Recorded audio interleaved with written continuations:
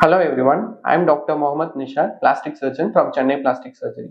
Today I am going to discuss about muscles over the perioral region. So why do we need to understand about the anatomy of the facial mimetic muscles?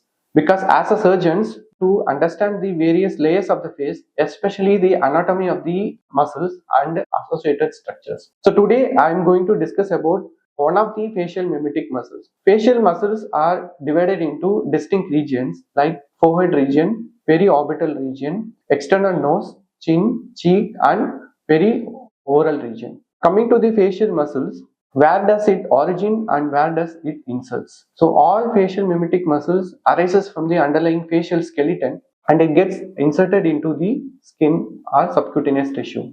What is the function of the facial mimetic muscles? It has two major roles. One is the formation of the orifices and it controls the orifices as dilators or sphincters. Second role is helps in the formation of the various facial expressions by moving the skin. So today I am going to discuss in detail about the anatomy of the muscles present in the perioral region.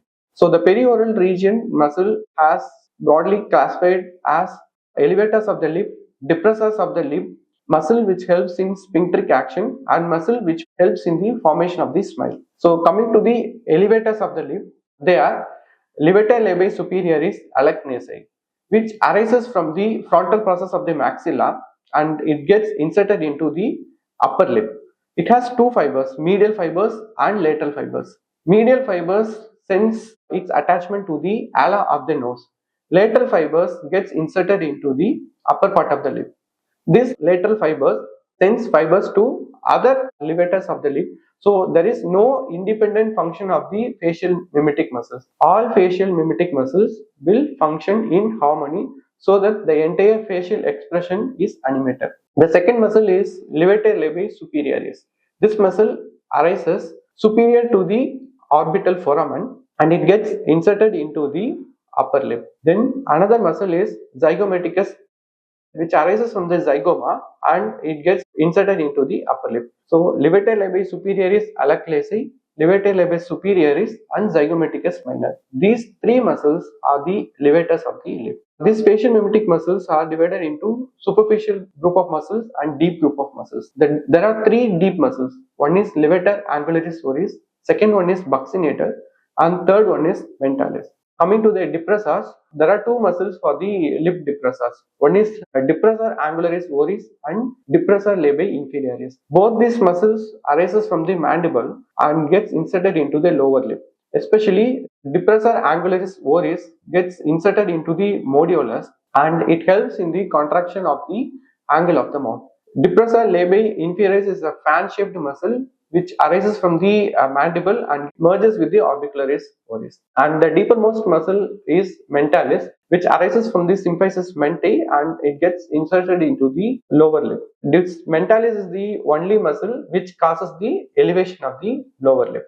Coming to zygomaticus major, this muscle arises from the zygoma and gets inserted into the modiolus, which helps in elevation of the angle of the mouth also. Then another muscle is a rhizorius.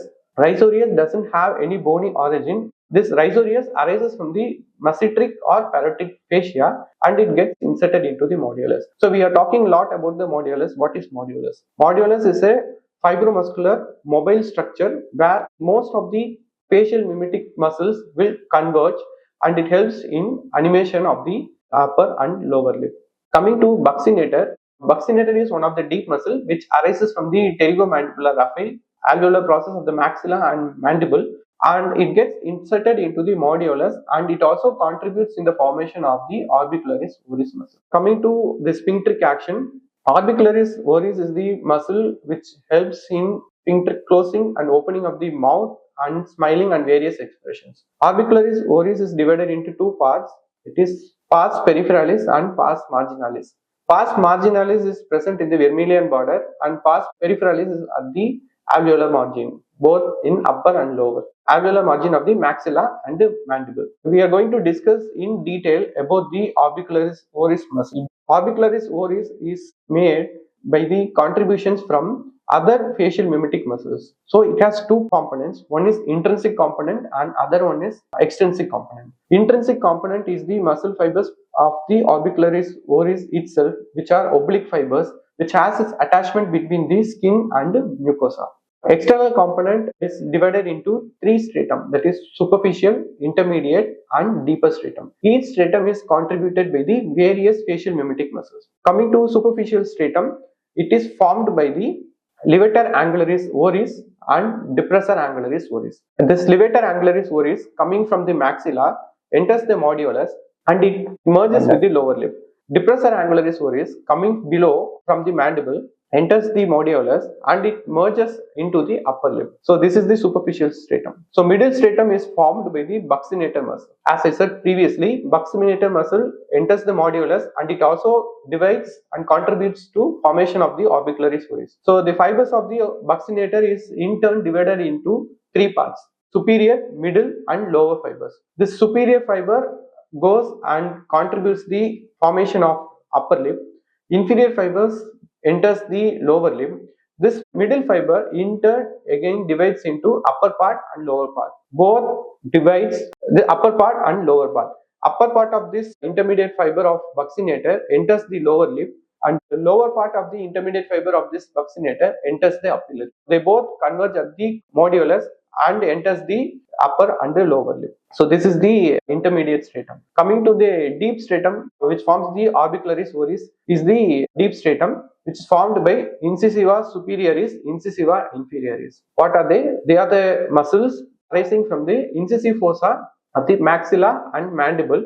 All facial mimetic muscles are supplied by the facial nerve. So sometimes there will be a paralysis of these muscles due to facial nerve palsy. Sometimes there will be a hyperactivity of the facial mimetic muscles. So there is problem with animations. For example, in case of facial nerve palsy, and if there is any palsy to the depressor angularis oris or depressor labii inferioris, there will be a deviation of angle of the mouth or inferiorly. So if we want to correct this, we can correct by non-surgical method using the Botox or by giving Botox injection to the unaffected muscle, and to correct the smile deformities also. And there are different classifications for this smile, and one of the classification is Rubens classification. Basically divides the smile into three types. It is commissural smile, canine smile and full denture smile. In few patients, when they smile, there will be an excessive show of the gingiva. So this excessive gingival show may be due to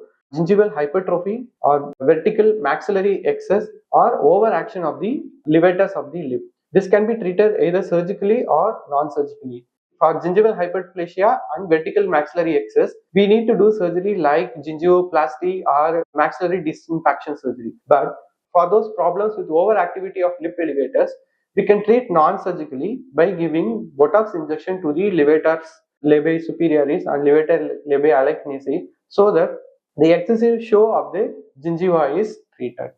So this is all of muscles present in the perioral region. In the next coming videos, we will discuss about the other facial mimetic muscles present over the external nose, forehead and periocular region. Thank you.